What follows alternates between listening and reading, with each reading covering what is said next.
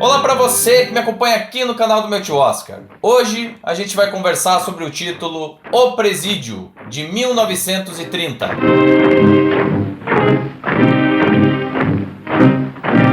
Nessa temporada de prêmios, a MGM conseguiu emplacar 2 filmes na lista final de indicados pela Academia na categoria principal. O primeiro deles a gente já analisou aqui no canal, o filme A Divorciada, que deixa um pouquinho a desejar e não tem o DNA do estúdio muito bem marcado nele. Por outro lado, em O Presídio, o selo MGM está muito evidente. São cenários de grande porte, muitos e muitos figurantes, movimentos de câmera, composição visual ampla, enfim, muita grandiosidade embarcada. Hello, sis.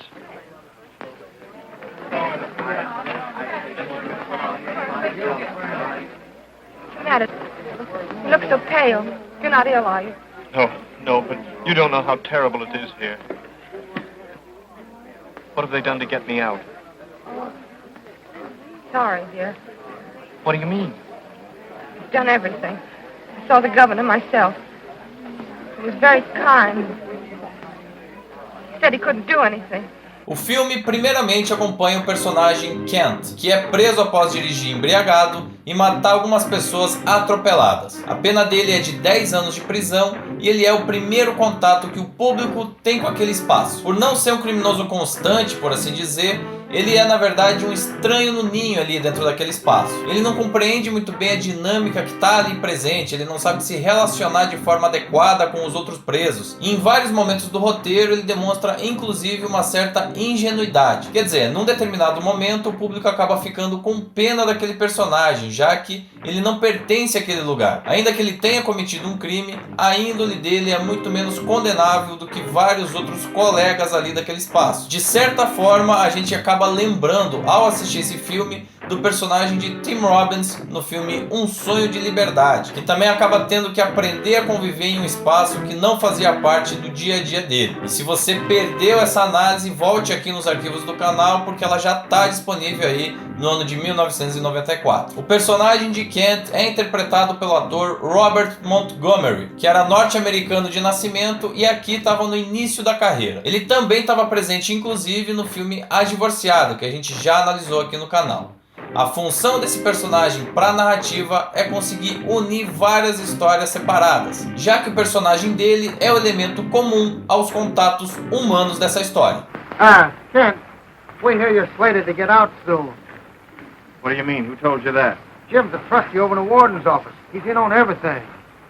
And he heard something about me? Yeah, the warden says you're too nice a kid to keep here. They're gonna let me go? Sure they are.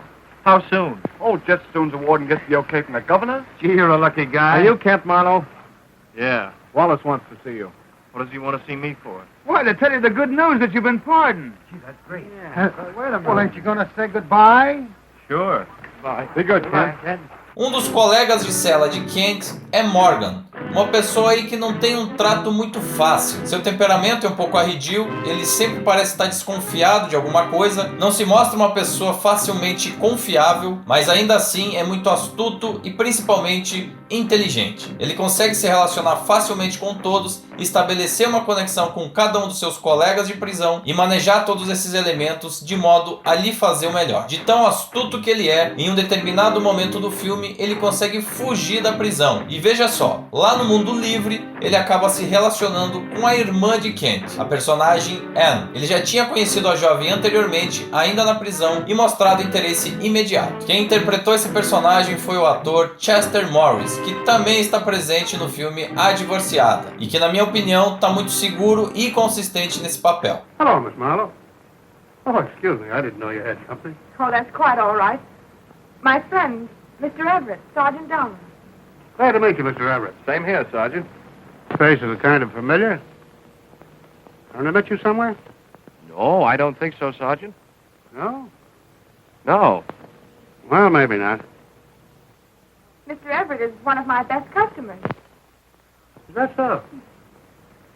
I thought it was past your closing time till I saw the light.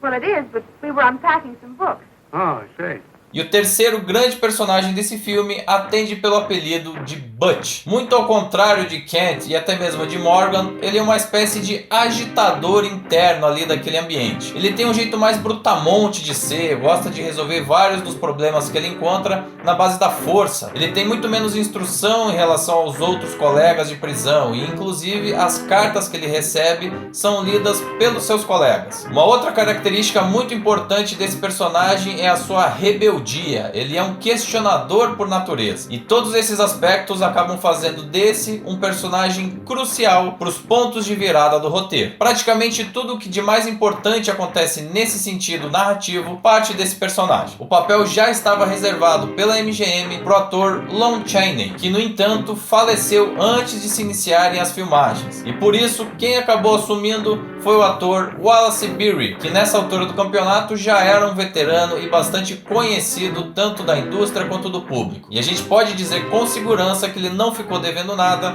até porque ele foi inclusive indicado ao Oscar de melhor ator justamente por esse papel. São vários os momentos onde esse personagem brilha nas telas e acaba tendo uma relevância muito maior do que os outros dois que eu já citei aqui. Uma das cenas que eu mais gosto dele e que tem muito a ver com essa questão da rebeldia é o protesto durante o almoço, quando eles estão ali no refeitório. I can't eat that stuff. Who did that? Me. What do you think of that? I want some food. I don't want any more of this, Will.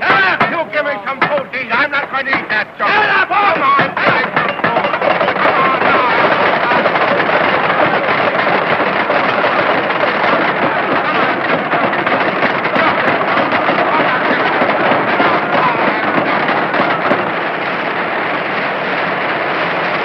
O filme segue explorando as relações humanas entre aqueles personagens dentro de um espaço como a prisão. E como você pôde notar na descrição de cada um dos personagens, são pontos de vista e perspectivas de mundo muito diferentes entre si. Justamente esse embate é que acaba gerando a evolução da linha narrativa e causando os pontos de virada da história. Por si só, esse já seria um desafio bastante considerável se a gente levar em conta que o espaço onde eles estão é restrito. Eles não poderiam inicialmente sair daquele lugar. Então é preciso trabalhar muito bem a personalidade de cada um para que tudo isso funcione de uma forma orgânica. E eu diria que nesse ponto, o Presídio é uma das surpresas mais agradáveis dessa temporada de prêmios. Para quem nunca tinha ouvido falar, nunca tinha assistido sequer um trecho desse filme, eu tenho certeza que vai se surpreender com o resultado entregue nas telas. What are you doing? I'm going out of here tomorrow. I thought you had another year. Yeah, I did, but good behavior got me off.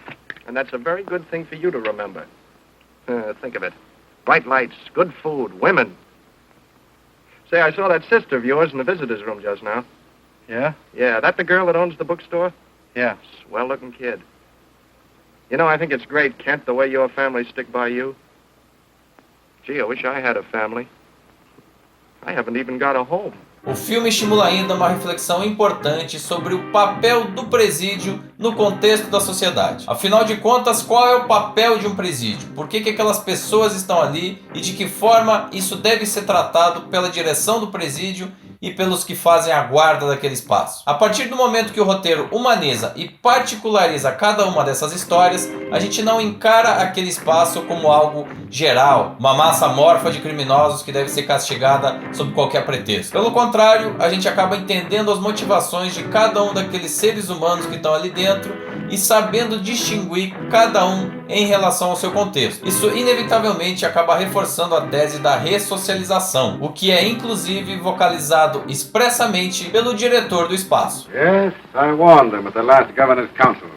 We have 3,000 here and cell accommodation for 1,800. They all want to throw people into prison, but they don't want to provide for them after they are in. And you mark my word, Pop. Someday we're going to pay for their short-sightedness. Sure, the whole prison system is cockeyed.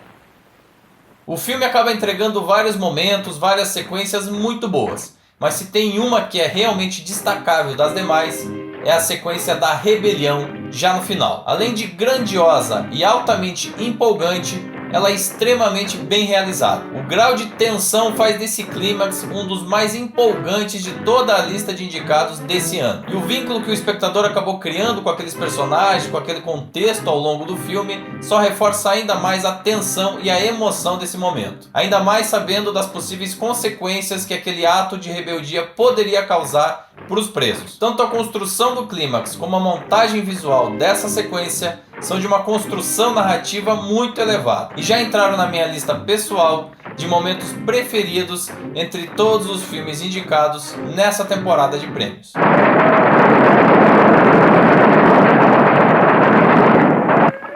Grab all those guns. Get those crews. We'll take them to the cellar. Okay, here. Hurry up.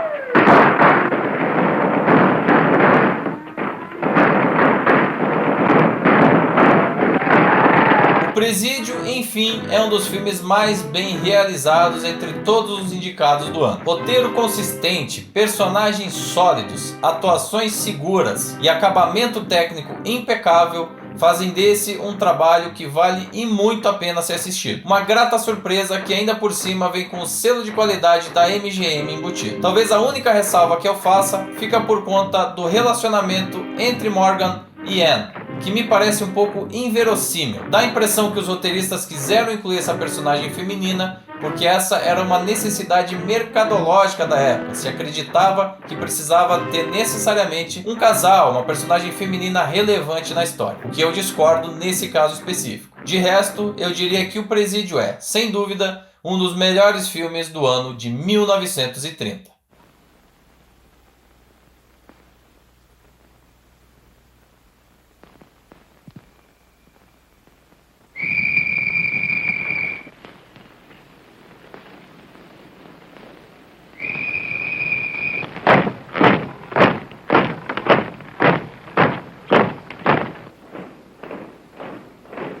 Olha, e depois de assistir ao filme, faz o seguinte: volta aqui no canal e usa o espaço aqui embaixo para deixar a sua opinião, a sua sugestão, o seu comentário sobre o filme e também sobre esse vídeo. Também não deixe de curtir o material, de compartilhar, de se inscrever no canal e ativar as notificações no sininho. A gente segue falando dos filmes da temporada 1929/1930, sendo que o último da lista vai ser Alvorada do Amor, um musical da Paramount dirigido por ninguém menos do que Ernest Lubitsch. Tá muito bacana e eu te espero aqui.